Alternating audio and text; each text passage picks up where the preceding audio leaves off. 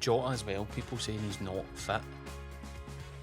He looked brilliant, but I got 6 at Celtic Park when I was at Dundee, so I had to then spend the night with the Celtic players. between 2007 and 11, 12, we won a few. These two were actually quite good.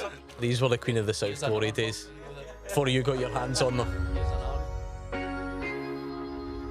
Yes, welcome to the warm-up, brought to you by William Hill, title sponsors of the SPFL. Delighted to say we've got the co-pilot back again. You're getting used to this. Very comfortable now. Get a few miles Very under your comfortable belt, as they say. Yep. No longer a beginner as Stephen Naismith, and two top guests. Some more than, is that the kind of Hibs side of the table, would we say? Marvin, Bartley, Kevin Thomson. What a you happy midfield with that? would have been. I'll do his running. I don't know Give him the ball. Well, I could have the ball, mate. So I don't know how Who's much getting running we booked would do first now. out of these two? That would be the competition before the game. Tomo, definitely. First booking. Tomo. Are you mouthing both off well? to the ref. Yeah. Yeah, really good to see mate. you. And we're going to lean on your Dundee knowledge as well, Kevin, to kick us off, because what a sore one at Celtic Park. That's the most recent Premiership game we've had, that rearranged one. Celtic flying and Dundee toiling, I guess, on the night. I think obviously off the back of the Jambos as well, Gordon, it was a sore one, wasn't it? But listen, I really like Tony Dock. I think he's done a good job. I think the worry for Tony and his boys, and obviously with the Jambos and Hibs starting to do really well, it makes it that wee bit more difficult, doesn't it? But I think they'll be okay. But I certainly think they're in a wee bit of a fight. See, if you like a team like Dundee and you go there, are you hoping that somehow it's like kind of rearranged midweek, it's not quite the glamour of the Champions League, and Celtic are somehow not? I think not after up the for it? Is it weekend, opposite. He'll be looking going, the worst game we could get here is the hardest fixture of the league. Yeah. And it's Celtic just after the transfer window, decent quality, and that's what it turned out to be. I thought they lacked a wee bit of just that experience, that nous to kill the game a bit. And it was a sore one. Doesn't help though when Celtic are in, I don't know if it's top gear, but they certainly were close, weren't they? Well, the goal that Idah scored was unbelievable. The playing out from the back, and Jota's got it in like the left back position. They play through the lines. Like I said, it's so difficult going there at the best of times, let alone, on the back of getting beat by Hearts the way they did. And you're 2-0 down at half time, and then get to the end of the game and it's 6-0. There's nothing you can do. Really, at times there's nothing you could do. You could have the experience that Nazy's talking about, but they're just better than the rest. Jota as well, people saying he's not fit. He looked brilliant. Yeah. But I think as players, when it's enjoyable, everything's easy, no matter how much match fitness you've got. I think that showed, because first time he gets the ball, he's got a step over and then he flicks it down the line for Greg Taylor. It must have been an enjoyable night for him. Did you think Idah had that finish in his locker? I know he's in good form, but I don't know if I've seen him dink the goalie from the edge of the box too often. You'd think that he's probably he's got much care and smoothness as a KYOGO, but he's has to be the hardest working player in the league, doesn't he? So he earns that wee bit of luck, I suppose. But it was a brilliant finish. Yeah. As Marv said, the play out for the back to, I think it pops into Callum McGregor, then out the other side to Alistair Johnstone down the side. It's a bit of quality in it. Do you think they're really annoyed that the Dundee defender got a slight touch? It just killed the momentum of the pass a wee bit. It just ruins it aesthetically. Yeah, but listen, like you said, it ruins it a little bit, but the finish at the end of it is unbelievable. I didn't think he had that in him, if I'm honest. I thought he was going to blast it. But the way, honestly, but I've never seen that from You're him. probably not expecting him to take that Yeah, shot. exactly. It's beautiful, though. The way he dinks it is unbelievable. Great finish. And like you said, Nazy's saying there, Jota as well, doing his tricks and flicks after minute one. You start to think to yourself, I'm in big trouble here. Kuhn's a sub as well. Arguably the player of the season so It's far. not ideal if you're a opponent, is it? Shows you the strength they've got. They're in a good place. How does that line up then? As you say, you guys are all selfish, look after yourselves, you want to play every game. So your fans are excited about Jota, but I doubt Kuhn's delighted to sit it out, but then obviously he comes on and shows what he can do. Yeah, I think that probably the area that Celtic are disappointed with is the striker. Idah can do both. I think there'll be times they'll do that, but it brings people saying not having a striker, you're relying on Idah, but it does bring competition, especially when you dominate the games so much. We've been in their games, even though you're meant to be a striker, you see the rotations. I think that's a key for the Old Firm at home, especially. I honestly think a striker clogs it up. I thought if they'd have brought another striker in, I think they'd have had too many players in that attacking area to keep them all happy. I think at this moment in time, you've seen Idah since KYOGO'S gone, and Nazy will tell you, if you're not the number one striker and all of a sudden that player goes out and it's all relying upon you, you know you're going to get game after game now. And Idah hasn't had that before. You find that, and especially when we've been at the Old Firm, see when a player leaves, other players feel it stop. It's as if when KYOGO'S there would have been a barrier for maybe Idah or somebody else flourishes. When Fergie left Rangers in 2009 or whenever, Devo, yourself and Pedro comes in, people flourish at that point, which then you forget about the problem 2 months later. Is that the way you felt at that time? Well, listen, you're talking about one of the best, aren't you? And he probably suffocates a lot in a good way, because obviously he was so good, Baz. But it's there's no doubt that predominantly the majority of players that play with Barry play in his shadow, don't you? Definitely. And obviously, you know your role in the team. When Barry wants a ball, do you know what I mean? When he drops in, you kind of balance off him, if you know what I mean. That probably wasn't coached in us, was it? No. It was just a thing of an understanding of the game. He'd sometimes be in the box, he'd sometimes be in the false fullback position, receiving it off of like a Whitty or a big Kirk or whatever. But there's no doubt that his personality for us was amazing, wasn't it? But he's such a main cog and such a big thing that, of course, it maybe allows, I think, going back to Celtic Park, the 4-2, obviously talking about a good time. And it was Davis, myself, and Pedro, and Baz was obviously had been out with his ankle injury. And it probably takes the shackles There's off a you bit of bit. responsibility put on you, but you go, I like this. So is that what Adam Idah's doing? I know it's early I days, think so. but do you think you can almost sense it in him that he's enjoying the burden? Everybody says, oh, he's going to need to step up, we're reliant on him. Scores in the Champions League, does really well for the previous European game for the goal, and then he bags a double. So he's now enjoying it with the freedom of not that maybe going into a game thinking, I need to perform well or I'm out because KYOGO'S back in. That's the difference. But for Celtic in general, I think it's just about getting goals. Yeah. He's moved on, but Jota coming in, Maeda, Kuhn, it's just making sure they get goals. You all say the right thing though, don't you? Everybody sits there and says, we want competition for places and we like it. Is Adam Idah secretly delighted that Celtic didn't sign him? 100%. And like Nazy's saying there, even if he performed well with KYOGO on the bench, KYOGO's playing the next game anyway. It didn't really matter. And now he has that he's relaxed to think, if I do well here, I'm going to play the next game. If I don't do too well, I might even get another chance because it's him or Maeda up there at the moment. So listen, he doesn't want competition for places. Everyone else wants it. Fans want it. You know, the board might want it. The manager definitely wants it. But as a player, the best thing about it, especially an attacking player, he's got a timer set for 11 o'clock. Yeah, exactly. He's like 5. No one came in. What was the sorest you ever got in Glasgow? I'm assuming it would have been Glasgow, either Celtic Park, Ibrox. I actually can't remember. We actually did okay. The games were always relatively tight. So Not a 5 or 6, no. I thought everybody's involved in I was going to that. say, how have you managed that? I don't think we did. I actually remember at Livy you went and were quite close a couple of times, say kept it down. Or Yeah, Livy we used to just kick them. So it didn't make any difference, mate. Just get close to them, make it physical. But yeah, definitely with Hibs we actually did okay there. I think we picked up a couple of points. We beat Rangers when we were depleted squad as well. I remember McGinn had to go to like right wing back or something after about 5 minutes. And we ended up winning that game. Jamie McLaren scored a penalty in at Celtic. McGinn scored, and I think we got a draw there as well. So yeah, we did okay. If we did get battered at Livy, I can't remember it. I would have deleted it out of my memory. that doesn't really work because you can get back to. You two will have seen both sides though, because you'll have dished out many. But obviously, whether it was Hibs, Dundee, Kilmarnock, you ever on the receiving I've had a end? sore one, to be fair. I got 6 at Celtic Park when I was at Dundee, live on the telly, Friday night. It was sore, like. And the worst part was it was Scotty Brown's surprise 30th on the Saturday night. You're joking. So I had to then spend the night with the Celtic players. Great. The next night? The next night. Tell me you didn't talk about It that. wasn't great, was it? Nah, that was the least part of the conversation. That's brilliant. I've been in both. I think there's been a 5, both at Celtic and Rangers. But you know, especially see when I was at the Old Firm at Rangers and you're a sub coming on in their games, all you're thinking puts a forward is great chance to score here, great chance. And that's why the numbers go up, because somebody coming on for 20 minutes and you're just desperate selfishly, I want a goal here. So the amount of goals in the last 10 minutes, I'm crazy. That's a sore one, that you having to go to that Oh, party. sorry, next couldn't night. make it up. You just phoned That us. would only happen to me. Sitting with wee Griff at the side of the table, and I'm looking around, and I see Charlie, I see this, I see that. I'm like, great.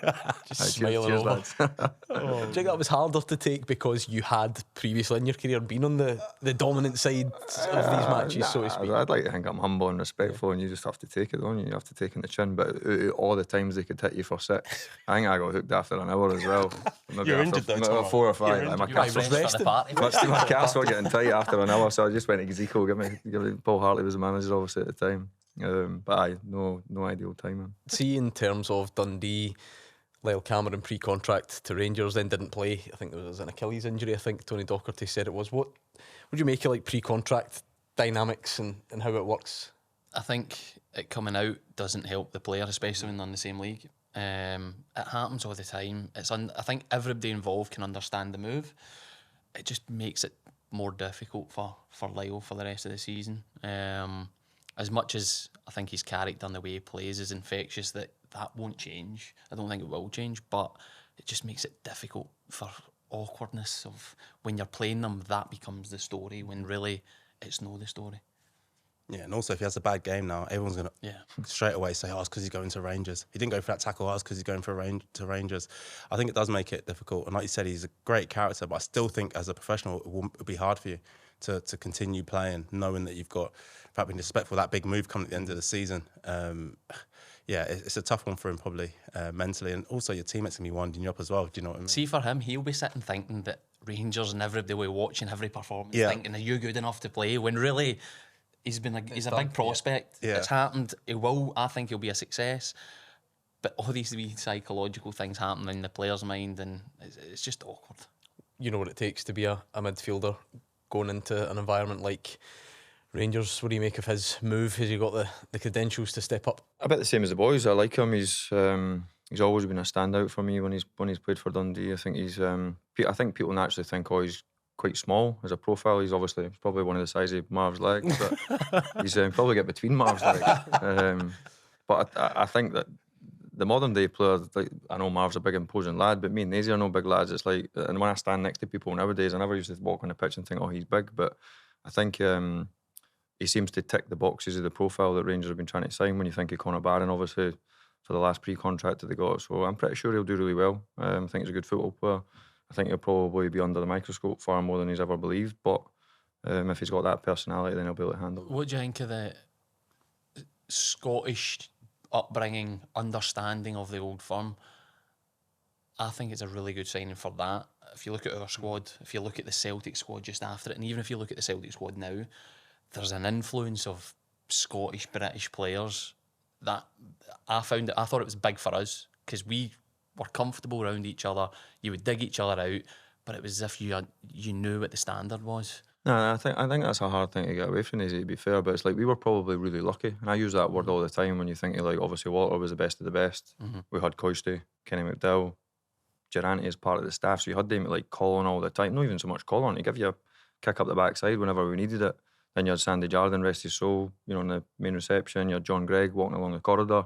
Yeah. So like, you think back to what we had, then you've got Barry, who's probably arguably been the kind of one of the best players in the last couple of decades. So it's like, I think it's probably lucky, but at the same time, I know you obviously grew up a fan of the club. You had people like Boydie, etc. Obviously, everybody knows I grew up at Hibby, but I think just knowing the kind of, I hate the word culture, but that environment, that pressure, that like knowing some of your pals are supporters of the club and knowing their demands as supporters, I do think that indented kind of DNA within a club is really important. I think Rangers probably missed it. I know, I agree. In recent times, I think they've missed it. Whereas Celtic, I think, have been good at it. Continuing, Greg Taylor becomes a leader within that group. Yeah. You've got Cal McGregor, James Forrest, Bruni beforehand, Charlie.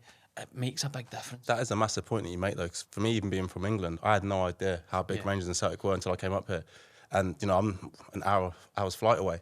And genuinely, I came up here and I could not believe the size of the club. Like, not only the fan base, but I say the pressure that the players are constantly under, expected to win every single game. Because don't get me wrong, there's massive clubs in England, but no one's expected to win every single game. It doesn't happen. It's what you're saying in the press before an Old Firm. It's where you are after training.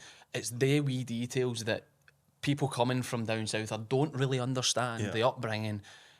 That it's kind of, you do it once and then very quickly people are like, nah, you shouldn't be doing that. Was there even a jump, although you got the environment, was there a moment when you went from Kilmarnock and realised, this is Rangers, this is different? General pressure.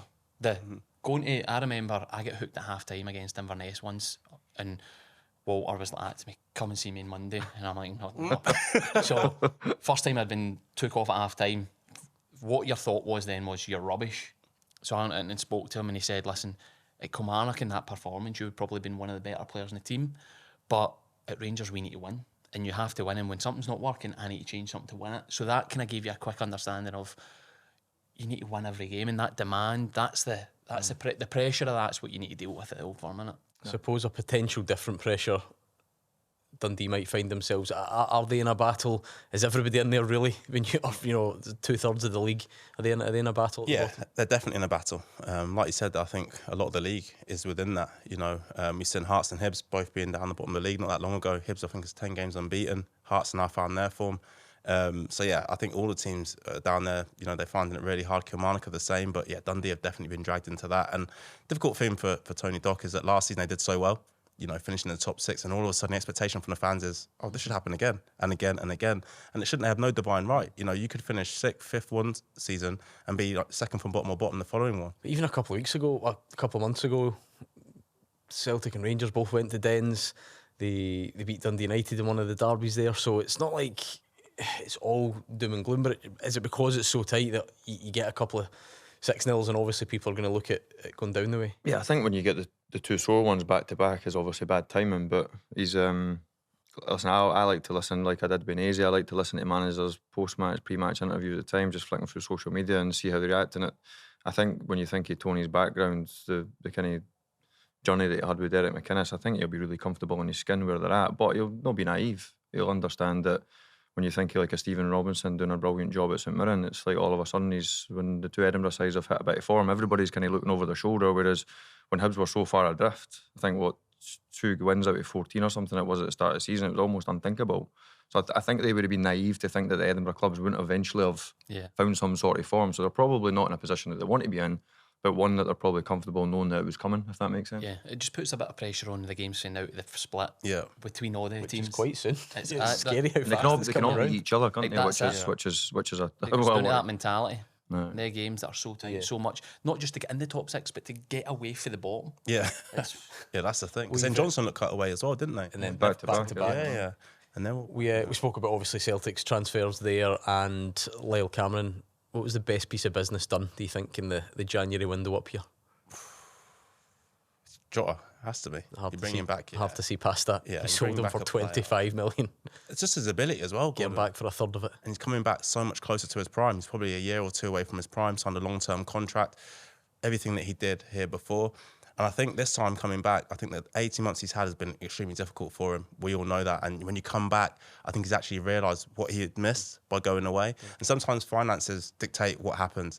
But I think if you said to him, right, you know what's going to happen in those 18 months, you're going to earn that money, would you make that move again? I don't think he would. I don't think any money in the world would make him move away from Celtic the way he did. And listen, now he's back, so he's absolutely delighted and he'll hit his best form very, right, very that's quick. too easy. Take Jota out. What was the I'm going to take standout business? Not individual, but I think Dundee United have done brilliant business. 3 players, Rory Payton, I think is a really natural goal scorer. Alan Campbell, coming into his prime, knows Scottish game, probably leader by example, I think. And Fiorini, young Scottish talent, big future, who's had a couple of loans that haven't been great, but now coming to Scotland, I think he'll do well. So I think that them as a club will be really happy. Keeping Dalby as well. That's a massive one. Still not keeping Dalby back. Do you think potentially Dundee United could be the team that's done the best January work? I think they'll sit and they'll go, we've done really well. Yeah. Kept the good, improved in our squad, and they're in a good place. Aberdeen have made a number, but then you're always looking at teams that have to, that really need to do something, Kevin, and they would obviously fall into that with this run, wouldn't they? It's almost unthinkable to think how poor they've been on a run, but especially they're getting the plaudits of what about the 10 wins out of 11, and that was obviously facing both old firms, so it was an incredible start, really. I don't know who it was with, I didn't want to pat on the back for it, but I did go on record thinking it was almost a wee bit too good to be true, without thinking that the fall would be as bad, if you know what I mean. But I still think they'll be okay, Aberdeen, but then big Scottish Cup game against Dunfermline, my mates just went there, so hopefully they can turn them over. What's okay though, Tommy, for them now, do you think? I think you've just hit the nail on the head for Dundee, the expectation. So because of the start was so good and the fall's been so bad, it's like I can genuinely see them ending up in the bottom 6. And I think that this guy's desperate for it to happen. Have you not heard the backstory? I think that's going to be the case. Have you heard the backstory? He predicted before a ball was kicked that Aberdeen would finish bottom 6. Just wouldn't know the up and down of the season. Their fans have been coming for me. He was getting absolutely caned every week. It's funny because obviously it's a brilliant club, but I thought off the back of Peter leaving, doing a brilliant job and building some sort of momentum, the new manager coming in, taking over that, the momentum that they hit was almost unthinkable. But I don't think anyone could have got a bet on their form being as bad as it's been. Nah. It's genuinely incredible. You said that every game they won, Nicky Devlin would text you to remind you how bad your prediction was. Honestly, a I'm selfie. Has he text stopped him, getting in touch? Now it's like crying emojis and that. To be fair though, the club's backed the manager. Oh, not only in the summer window, but this window. 3 centre backs, Daba the signing as well. Yeah. Striker, sorry, The as well. striker, so he's been back. But the difference between them and I think Hearts this window is Hearts signings have come in and it's been seamless. Yeah. And they've improved. Not all their signings have been involved, but they've definitely on that. Aberdeen have made signings, but their form has continued the same so far, so it needs to turn quite. That's probably the biggest difference. Speaking of, Elton Kabangu, see a shout for signing of the window. If we're talking about fast start. Very good. For me, very good. Instinctive striker, doesn't always look pretty. Useful in terms of that initial link, scores goals, scruffy, but he's first. Watch him anytime he lays a ball off. He runs to the box, doesn't he? He runs in behind or runs into the box. It's a dying art, that, isn't it? Aye. Yeah, everyone wants to come to feet now, don't they? And get on the ball. And Academies, isn't it? Yeah, do the other side of it. Definitely a good signing for them. Good signing. It's that pace and power, isn't it? And obviously, like, you get the double against Brecon. He's been scoring every time he's played, really. So you think both Edinburgh clubs on the just kind of looking up, although their points total suggests that they're still in that mix. Have they got the momentum that teams around them just don't have? 100%. And they said they're going one way and Aberdeen are going the other. I think the back three now for Hibs suits them. I think with the two Cadden brothers, they're both wing backs rather than being full backs or wingers. They're in a really good place. Obviously, Martin Boyle at the top end. How do you think they feel after the window? In terms of the club, Yeah. I didn't expect them to bring any players in. I think in terms of budget, there's a lot of players there that weren't contributing an awful lot. They managed to get rid of McCurdy. Amos has gone as well, which we know you have to pay players up. They wouldn't have just walked out on their contracts because they were lucrative contracts. So I wasn't surprised that they didn't bring any players in. I think the budget has to be brought back under control now. And I think they've lost too much money over the last couple of years. What do you make of Rangers' business? I feel like it's hard to ignore. There obviously is just a change in, I don't know if expectations are the right word though as well. And you guys know, you're talking about the challenges. Normally, if you were trailing your rival by so much, the fans are demanding that players are brought in because you need to do something, you need to close that gap. Do you think people had almost just kind of accepted it is what it is? And also that Patrick Stewart said, didn't he, there'll be one or two, and that's what happened. So there wasn't that clamour that you usually get at the end of a window. I think it's been coming for years, and since Gerrard won the league, if you look at every window and the decision making's probably cost them to this point now. So that's why there's had to be a stake in the sand to go, right, we need to either decide we're going to fix this or we're going to paper over the cracks as we've done. And I think the managers took the long-term approach, took a lot of abuse, but you're now seeing a good core squad of young players that are clearly understanding the pressure that we've just spoke about and to producing the good. They're working for each other as well, aren't they? They work so hard for each other. And I've been in teams that might not have the best players across the board, but see, if you all work for each other and you've got a good group of lads, as Nazy's saying there, it takes you a long way in football. Do you know what I mean though? Sometimes, say you're 4 points behind, 6 points behind, fans think, right, get one or two signings in and we can bridge that gap. But they think because they're already doing well in Europe anyway, and then the league's probably insurmountable in the eyes of most people, it didn't feel like there was that same clamour from the fans for more January signings. I would hate to use the word acceptance because it's the wrong word, isn't it, for a club like that. And I don't think the fans would buy that. But I do think there's an understanding. There's maybe a better way, like knowing where they're at. And probably the best word Nazy used there was papering over the cracks. Sometimes if you're winning, it can then look like things are going brilliant. And they've probably, I don't know if it's the right word to use, that they're going to need to suffer a wee bit. And I feel as though they're going through that suffering a wee bit. If they can get through the suffering, obviously been brilliant in Europe, but everybody knows bread and butter's getting that league title back. Do you know what I mean? So, but I have to say, I've been impressed with the manager. I think he takes a lot of battering. It's natural. I think it's normal. We'd have an opinion as well, but unfortunately, he's up against a counterpart that's a brilliant manager, and his team is obviously doing really well. What was unfair was though he laid out, this is what needs to happen. We need to find younger players. There's a bit of inconsistency, and we need to build. But that was just disregarded at the start, in my opinion. Do you need everybody though to get on board, because you said about a long-term view. We always talk about this as being the city that just doesn't deal in long-term views. But that hasn't changed, really. Week. Yeah. But the managers managed to break that barrier a bit to go, right, this is the only way forward. We can't just keep throwing money at. There's no a big chunk of money just to pay for each player. But even with that happening, Naisy, should they not be beating the teams who have a budget that's nowhere near theirs? I get that that comes with that experience, and I think the easy thing to say about the Old Firm is they've got a bigger budget, so they should beat Motherwell away, they should beat Dundee away. But the games are like that. The games are small margins, and you've got them. And every game you play in for them is a cup final, innit? Aye. Without being disrespectful, lads. I've been a Dundee player and went to Motherwell, and you could tear a pin drop. But also you go there as a try going to Liverpool. Sorry, Gordon. Come on, I done that one. I could have used any of it. We're about to get to their transfer. You're not taking that out either. No, the Dundee Motherwell game, though, is open because both teams think they can win it. Yeah. The easiest thing to do in the game is rather defend than attack. Old Firm need to attack every game. Somebody's not watched Motherwell recently. Open. No, but it is your target's on your back constantly. Speaking of which, though, right, part. So there's a few things going on, talking about challenges of the window. I think Motherwell was at 8, brought in very few left. In fact, none. I don't think really. It's a squad of 33. Now, clearly there are a lot of injuries. I mean, who has to sign a goalie in the start the window and then another one at the end of the window? So there's a luck element there. But can that be... Because you see St Johnstone, they're bottom as well, so they've thrown players at it. Let's get 8 new players in. We need to stay up. Can it be counterproductive when you get too many? We joined a big squad, didn't we? I think it comes down to management, Gordon, for me. It's like, I think back to going and at one stage, you were just after me, Naisy, weren't you? Is that right? I think at one stage, when you think of Seabos and they type of players, at one stage, I think Walter could have probably fielded 3 11s that could have been competitive in the Premier League. So to manage that, but the respect that everybody had for Walter was probably quite an easy thing for him to deal with. I think it's a big challenge for a Motherwell. For a Motherwell, having that amount of players, to keep them happy day to day on the training pitch, if they're all fit, they're not going to be, but... And to get a tune out of them, on that exactly, type of number, getting that togetherness, which I would associate with Motherwell. Motherwell are a club that have got a good firm structure, and it's been the togetherness. McGinn, O'Donnell, Halliday coming in.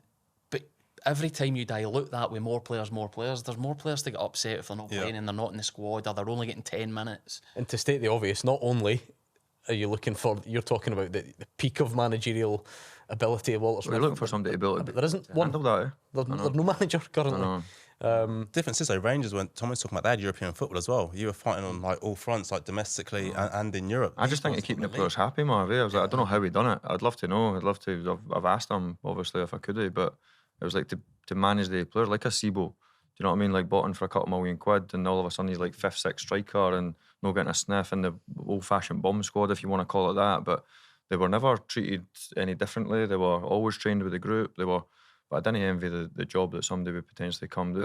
For me, somebody should probably come in and go, I want X, I want Y, I want this, I want that. In short term, to the summer, we need to survive in this league. We need to try and meet expectations. And unfortunately, there might need to be a few casualties along the road. I offered to drop your CV off at Fir Park last week, and you sidestepped the question.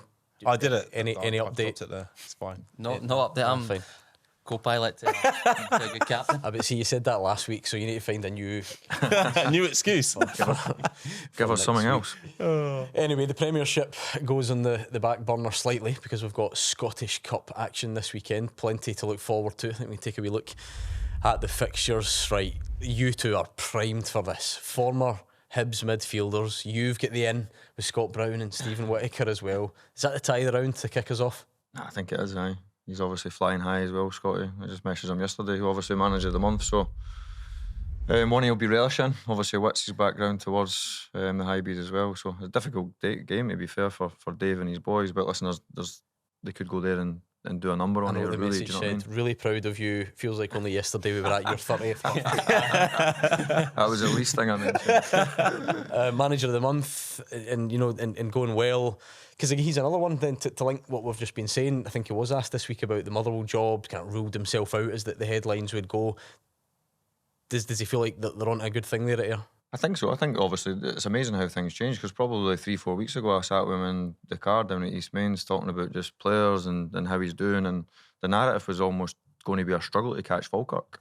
And then in the blink of how mad football is. Do you know what I mean? Like, I know they've got the game in hand, Falkirk. Do you know what I mean? That'll potentially, am I right in saying that will still put them top of the league if they win? Yeah. But I think at one stage, only 3-4 weeks ago, they were probably 7 or 8 points behind. Do you know what I mean? Plus the game in hand, so it was almost like unsurmountable to be able to catch them. But I think he's done a brilliant job. He's never, you know what Bruni's like. He never shies away from saying what he is, and he'll be relishing that game, because I think the one thing for Hibs is, a lot of championship teams, and Marvel know a wee bit better than me, is the Ayr and probably maybe at Livingston are the ones that probably physically can handle the Premier League clubs, and obviously the pitch will not be a bowling green, will it?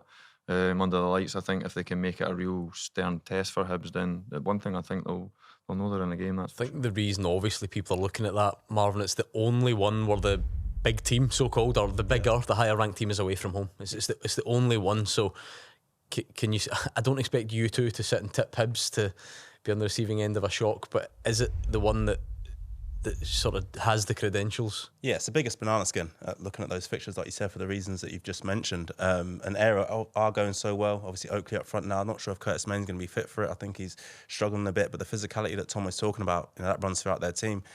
They've got smaller players as well with a lot of pace, like Henderson. He's been playing up top. So, yeah, listen, it'll be a difficult one. Hibs will be prepared for it, though. Dave Gray wouldn't expect to go there and play total football. If I was Ayr United, that pitch would be in terrible condition, 100%, and I'd make it as long and... You have the tractor on it. Yeah, exactly, mate. As ugly as I possibly can. But, yeah, listen... You love the dark arts, don't you? I've noticed that. Obviously, mate, I've paid a living for 3 years. Has he ever told you about what his secret tactic was? You're now allowed to come clean about that now that you're a few months out. Did you or did you not? Let's zoom in and see if he's going to lie to us here. Did you or did you not get booked because you would just kick an extra ball onto the pitch at Celtic Park to try and slow the game down? all the time. They're in Rangers all the time. He's just sitting in the dugout and just chuck a ball on the worst thing was... I can't believe you would do that knowing that you wanted 2 foot something. The worst thing is when I went to roll it on and I got booked and got caught, it was like literally leaving my hand, and the fourths looked at me. The game's being played, by the way, and then it's too late though. I've committed. The ball's just gone, man, and it's like that. It's absolutely shameful. See, another couple of fixtures. Airdrie playing Dundee, probably you would argue is a good time, and also knowing John Rankin, he'll fancy sell against St Johnstone. Oh, but they're tough. Hamilton are a tough spot though, aren't they? Aye, both Airdrie and Hamilton are, but that's what they'll be looking at. Although since the draw was made, you're talking how quickly football changes. I need to try and remember exactly the date, but look at what's happened to Dundee since then, and what's Airdrie have now started winning. So I wonder, is that as well, aren't they? Is that as simple as it would have looked even a fortnight ago? I just think that Dundee will be too strong for them. Just at I home. really, really do. Yeah, at home, and listen, off the back of like 2 really, really sore results, they're going to need a reaction. And what better team to try and get it against without being disrespectful? The team at the bottom of the league below. Is that then will you meet me halfway? Is that where if you're Dundee you suddenly start dreading it a wee bit because it's like tell you after 15 minutes. It brings a bit of fear with it. Like I say, when that draw's made, you're probably not that wary of it. But now you just know that's just the mentality of the group for me. I don't know what the makeup of the group is, but it's my mentality would be to go and win. Do you know what I mean? But I've also played at Dundee, and I know that it's a hard thing to flip when you're used to potentially winning a game a month, 2 games a month. That could be a good month, 2 wins and a draw. I might even pick the manager of the month up. But then when you're representing a club like Rangers, you're expected to win every week. Do you know what I mean? Slightly different for Hibs. So I'm not saying that means it's accepted just to win 2 games a month and you down tools for the other. Of course you don't. But Airdrie play so much football. They do, I think that will suit Dundee. Yeah, it's too much of a pretty game. So if it was Livingston or Ayr they were playing against, I would probably say to them, it's going to be a tough one. But you look at fixtures and you think, how does the team play? Yes, they're bottom of the league, take that away from it. But the way they play football, you're going to be able to get close to them, be able to press them and stuff. So steal it off them and probably wrong. We played them last year in the Scottish Cup, and they were at home. Right, yeah. What was it? 4 or 5 that? It ended up. Aye. Didn't it? And they were quite expansive, and we managed to trap them enough to get goals at good time. Spread out across the weekend, of course. A good old Premiership tie to finish us off. St Mirren Hearts. Again, people are looking at Aberdeen because of the run that they're on. The only win they've got, obviously, was against Elgin in the Cup. Can that be the shock? Is there a shock in there? Is it the Pataudry factor again? Are you going to all bore me and say that? I'm going to bore you. I can say I hope so. My mate's obviously assistant manager, my best mate at Dunfermline, and obviously Tids was my captain at Kelly, so I'll be rooting for... I'm happy to say I'm rooting for Dunfermline. No shock? No shock. St Mirren Hearts is a tight game, but I think the favourite will win. Any shocks for you? No, I don't think there'll be either. I really don't. I think Hibs will be Ayr v Hibs rather, be a real tight one. And like Nate said, St Mirren and Hearts is a flip of a coin, but I just can't see any of the other teams doing anything. I think Aberdeen will. Sorry, Tomo. They'll put Dunfermline to the sword. I really do think so. This was the show we tipped. We got one early in the season. Was it Spartans? Who did they beat? Ross County, was it?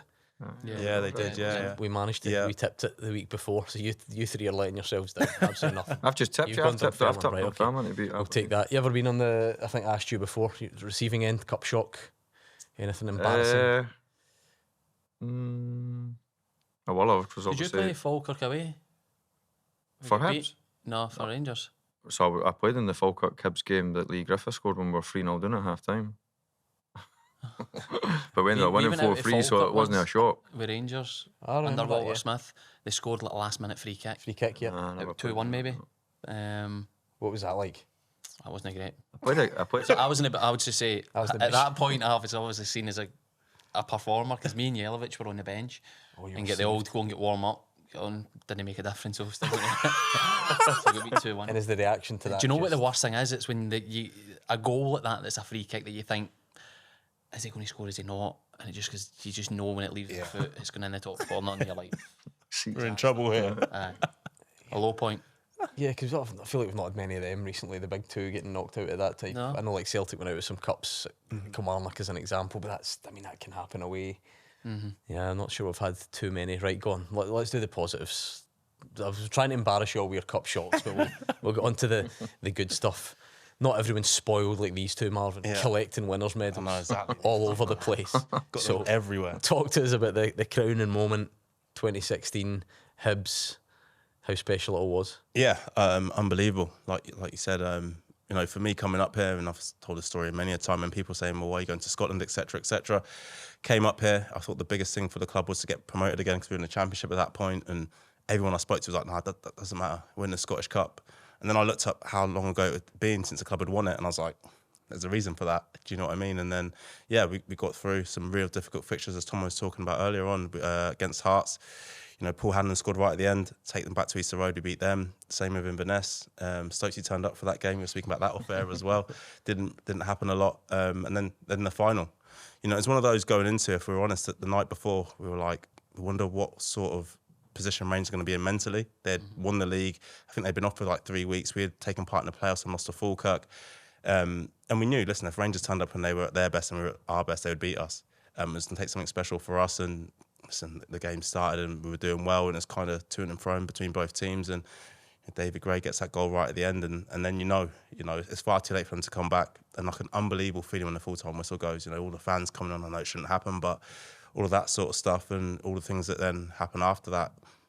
So for me, yeah, you know, that's probably that is the best moment in my career. And I just think, for me at that time as well, I was probably 30. I just came out of Leyton Orient, which had been an absolute, car crash of a football club that had just thrown money at it and it just hadn't worked. And I was actually thinking, do I really want to go and even play anymore? So to come up and then win that in my first season was very, very special. And then, obviously the parade after and seeing all those people line the streets, I never ever thought that would be like that. I knew we had an open bus and I was thinking, is anyone going to turn up to this? And then when you get on there and you're going through the streets, you're just like, wow. And that's what I mean. I always speak about the difference between being in England, the passion between, the fans in England. Down south, it's one thing. Up north, it goes up a notch. But then in Scotland, it's totally different. So it's a different game. Yeah. For talking from a fan's point of view, Yeah. the passion and the understanding of what it actually means. You probably get it at certain clubs in England, but as a whole in Scotland, we've got it. And it's It's unbelievable. most players that come up to Scotland say the same Yeah. thing. They don't appreciate it Unbelievable. until they're up here. How much do you enjoy the selfie that you took on the open top bus? Is that the best picture you've ever world, taken? Yeah. It comes across like every year it comes out. Sorry, people will send it to me, or there'll be things on social media. What's the best selfie you've ever seen? And people put that out. And again, even taking that, I didn't realise at the time. It's half cut, to be honest. I mean, that's probably why. So when I'd sobered up 3 or 4 days later and actually realised what I had on my phone, I was like, wow, this is impressive. Still talking about that selfie? Yeah, still talking about that one.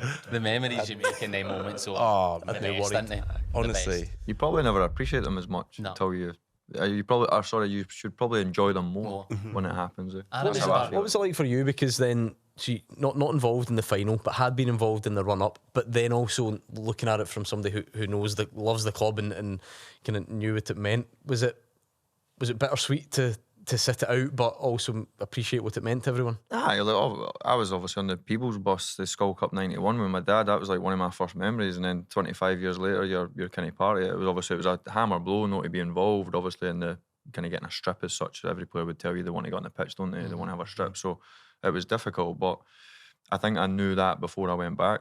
So Dylan had come off, Dylan McGeoch had come off against Falkirk. Not like him. 15-20 minutes, and obviously a huge game only a week before. I think it was right in saying that was maybe a Friday night game, and then the Scottish Cup was the following weekend. Yeah. And he literally never kicked the ball all week in training.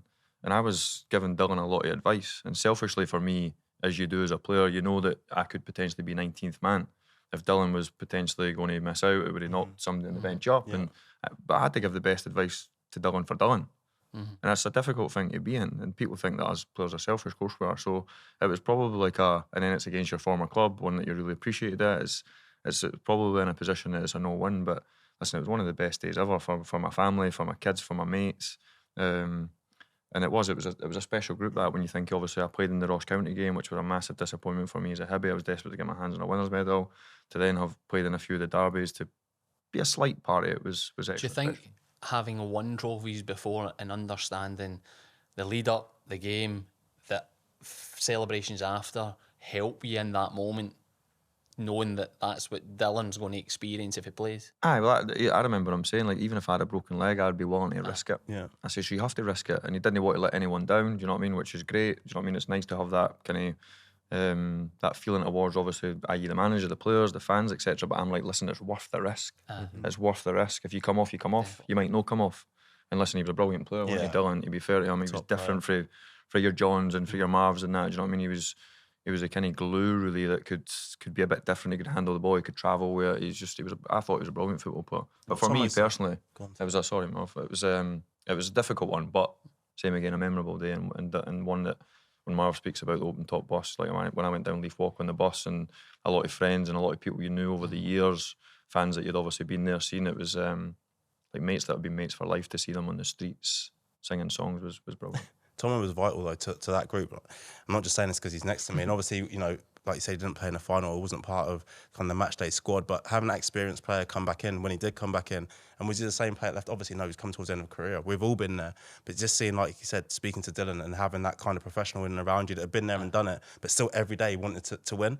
Do you know what I mean? He didn't come back into the group and go through the motions, and it was what it was. He had more trophies than the rest of us combined, but still he wanted to win five-a-side. So if he wants to win it, then, you know, we had to take our game up, and yeah, it was massive to us. I suppose it's a beauty of sport in general, but you know, football as an example, those one moments and what they can set in motion, because I'd almost forgotten you were out the playoffs to Falkirk, so you know that season's then on the absolute brink of being a disaster.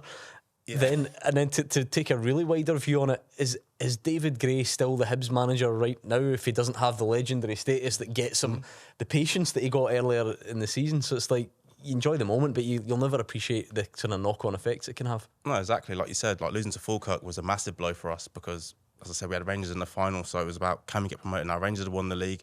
We were neck and neck for a while, and then they just, you know, went into overdrive.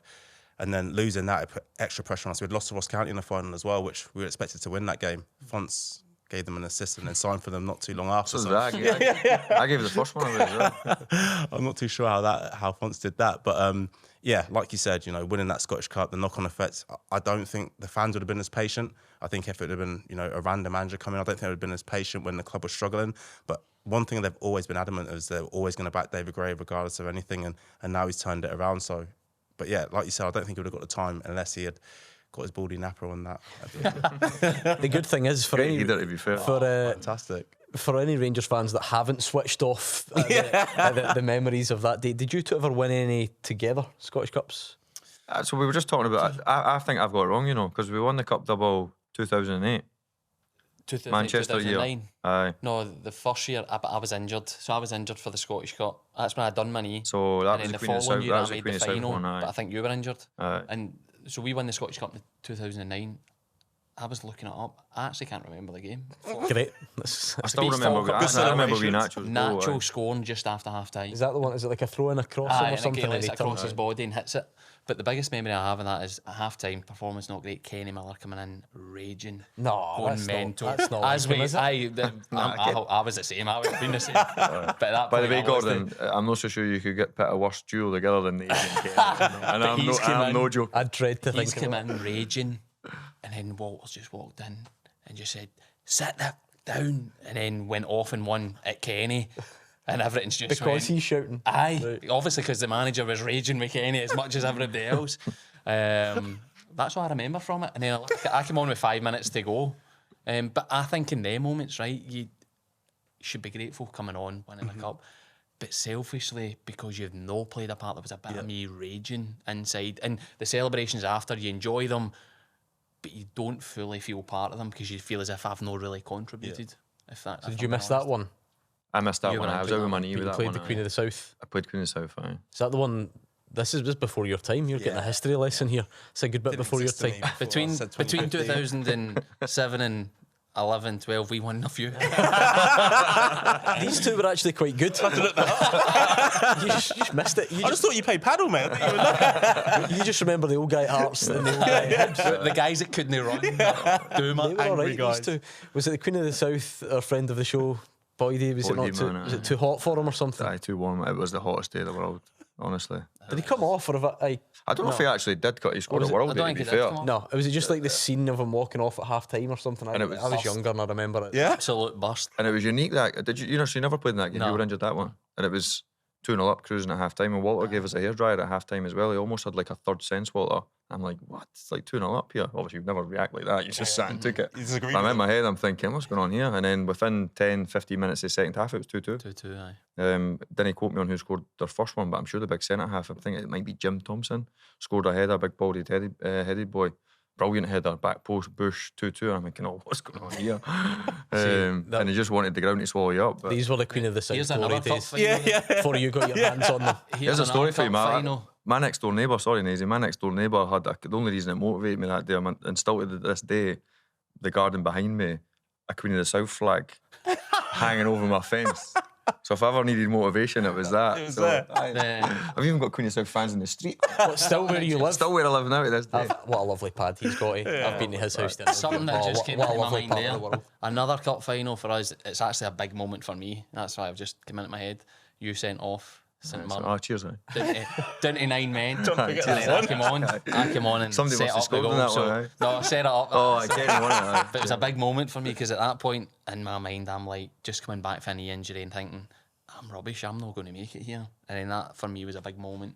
That's funny because I remember all that to go, but I don't remember the sending off. I got sent off. And Danny Wilson, he sent And off as Danny well? Wilson, I were down to 9. I knew it I just seen happened, I red can't- mist there. I'd got Was that a straight red? straight red. Raging aye. us. Raging, aye. I think it was John Potter had kicked me, fouled me, and I never got a foul. Smashed So the I next just guy, no? aye, the boy Stevie Thompson. I played in the middle. He was a good player. Him, the wee Stevie. To be fair, I went and apologised to him afterwards. There was everybody knows I like. With a medal around your neck. Yeah, exactly. About to say, yeah, winner's medal. Well, Beer in his hand. Yeah, exactly. Sorry about that, mate. I always like to think that we, and that's what I love about Scottish football, we still really value the Scottish Cup, don't we? I know in other leagues and for various reasons it's maybe a bit of an afterthought, but it's just so special, isn't it? It's amazing. It's the one that you want to get. Obviously, you want to win a league, don't you? Of course you do. And you probably need to get to Celtic or Rangers for that to happen, especially in our era. But no, to get your hands on that Scottish Cup, it's still got all my medals of pride of place. Really, I'd never part with them. It's aye. When you grow up, you watch it, don't you? It's the Scottish Cup weekend. It's one that gets you excited. How did it feel? Because Hearts then had that run of getting to latter stages. How did that feel? Again, if we're talking about everything you've experienced previously in the competition. I think as you get older, you enjoy it more because, as Tomo said at the start, you see in the moment, it goes past that quickly that you don't really fully absorb yourself in it. And then the main one for me was after COVID, the Scottish Cup that get delayed. We then play Celtic. There go 2-0 up, half time. We were rubbish. 2-2, go into extra time. 3-2, 3-3. You get to penalties and you're like, this is just a shootout. No getting a better chance. We then take the lead in the penalty shootout. That's right. Ryan Christie missed his, the third one, I think. So you're like, we're 2 penalties away. And I'm actually thinking, we've done this. And they've in got mind. a reserve goalie in, don't they? Yeah, they had the young Irish goalie. Connor Hazard. Yeah. Yeah. And you're thinking, and then Incredible. we miss our next 2, and it's in your hand, and before you know it, they're running on the pitch, and it's a hard luck story. It's incredible. Well, hopefully, plenty of good cup ties. Kevin's picked a shock, to be fair, so we'll keep an eye on him. The rest are boring. Marvin. Take a look at some league fixtures, of course. The William Hill Championship. What a league it is, I have to say. It's really, really heating up. Falkirk, Partick, Thistle. Who's the favourite now? Who's in the driving seat? Kevin alluded to it earlier. Falkirk seemed like not nailed on, but they were massive favourites just a month or so ago, a couple of months ago. Yeah, I think they started a little bit, but the signings they've made, at the end of this window, obviously Scotty Arfield, Graham going back, and Miller coming in from Dundee United as well.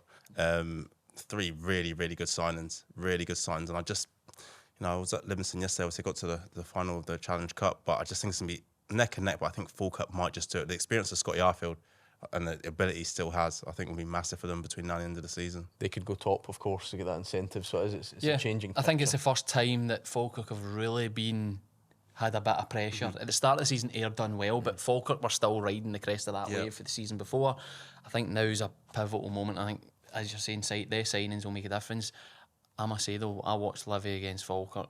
Livy, I think, have made good signings in themselves. Macaulay Tate. They understand David Martindale understands how to win in that division. So they old man them, didn't they? So to speak. It's an experienced team and just. I think Livy could do it. Yeah, I hope they do. And let's take a look at some of the other league fixtures as well. I'm actually going to get some predictions from you on the leagues in just a bit. But anything that jumps out for you, Stenhouse Muir going for back-to-back promotions. Yeah, he's done quite a feat, wouldn't it? Yeah, to be fair, Queen of South have come into a wee bit of form, and they've had a wee bit of up and down, but they've Inverness doing really well. Obviously, the points minus 50. Will they be top? I think almost, or give or take. They'll be first or second in the league. Geordie was obviously at Kelty before he went to Dunfermline. He said Inverness are the best team in the league. Really? Yeah, they would be top, I think. And finally, League Two as well. If we take a look through those, Marvin Bartley, I'm using you as the lower league expert, having been involved. Dick Campbell's a most tough nut to crack into when it comes to winning titles. Yeah, was that last week they get sent off? He got a bit irate, didn't he? It's not like that. I had to look up who he was arguing with. It was like the security man from Elgin. I was like, what's going on here, man? I thought it was his brother trying to calm him down. Yeah, Elgin will do well in that. They've done really well in that league so far, and obviously McKenna's gone in from Falkirk to East Fife as well. So yeah, it's another tight league. I think Elgin will just pip them though to the post in that one. Think Elgin will pip East Fife? Yeah, I think they'll win at Elgin. Right. You two have done the rondo previously, so you're off the hook. Oh, I like that. We'll get something slightly on. You might not. We'll get something different for you. Going to ask you for some predictions. You can take it in whatever order you want. Who is going to finish the Scottish Premiership's top scorer? You've got a good sample to work with. I'm going to go Dalby. Last time I said Kyogo, but then he decided to leave in January. Yeah. So it's not going to be Kyogo. Hate to break it to you. Exactly. So yeah. You think Dalby can maintain it? Yeah. Okay, that's a bold shout. How far in front of Dessers is he? Dessers doesn't play every Egerman's on 9. I think he's 2 back. Yeah, Kuhn's the next 11. Kuhn's 10. He's 3 ahead of Dessers. Kuhn's the next one after Dalby, who's still here. I'm going to say Egerman. Egerman for you and Dalby for you. I think he'll play every week. That's Dalby will play every minute of every game. It's just whether they can stay in that. Yeah. Kuhn, Maeda, Idah later on. None of them. Okay. Idah, to be fair, because obviously now Kyogo. You'd be looking at one of the potentially Old Firm boys just because they're going to play every week and potentially they can hit a Dundee for 6 and you get a Ross County for 4 at Ibrox obviously on Sunday. So right. Egerman and Dalby. Okay. Scottish Cup winner. Scottish Cup weekend. Celtic. Boring, predictable. You never get it right. Or just give you you never thought about that. I just think that this was your chance to go in a blaze of glory. If you pick someone else and they don't win it, no one will remember. I know, but I want to be known as being right. Right, okay. Hibs. Oh. I like it. Watch them both get knocked out of the weekend. Well, I think if they can get through Friday night, listen, I want my mate to win, but it's a hard one to support us. So that's more like it. No one want to go for a Rangers Scottish and Europa League Cup double. No? I think the last cup final, very close. It was close. I think the Europe might just stretch the Rangers squad a wee bit. I think that there might be a wee slip up somewhere. That's a good headline. Kevin Thompson says there's more chance of Rangers winning the Europa League than the Scottish Cup. It's not really what he said. By the way, they got as good a chance as anybody. I think so. They've played the 2 favourites. Yeah. competed really well. By the way, the points that Man they got United. for with Spurs and Man United in the same. But again, Should the have beat manager, Spurs the as well. criticism the managers took over that period, the European run's been incredible for who they've played. Right, Player of the Year. You've got loads to go on. Let's see if you can get it right from this starting point. Player of the Year. The early favourites, Kuhn. Yeah. You'd say he's probably the player of the year so far. The thing with the player of the year, when you vote for it, you remember like the last 4 months of the season. See anything like pre that, you don't care about. And for bogged me, down. I think there's a bit of voting for who. Oh, yeah. Controversial. But Lawrence Shanklin won it last year. I think deservedly. Yeah. No, you would say that. But I don't disagree. Not scored since then, no, Naisy. Since you left him, mate. I'm going to go... Yeah, I'm going to go Kun. I know it's going to be boring, but I'm going to go for him. Cal McGregor. Dies in Maeda. Penrice has been... Penrice. Penrice has been... I'm not giving it to a left. Is Maeda timing his run? I'm not giving it to a left back. Nah. You need to be midfielder for. Oh, yeah, I love midfielder Penrice, above. but nah, I'm not giving it to... Just because he overlaps. I think Dalby will get voted for it if Dundee United finish in the top 6. But I don't think he'll win it. I'll go Kuhn as well because I think he's Double top for scorer, Nicholas like, Kuhn. I thought somebody was going to go Maeda after last night. I didn't think. There we go.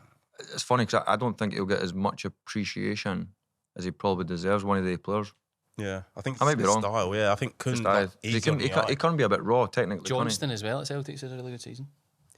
Why is he so desperate to give it to a fullback? I know. This is unheard of. And he used to roast fullbacks in his prime. And it was a game. I don't think I've ever roasted a commits too fullback. many I passed it and ran.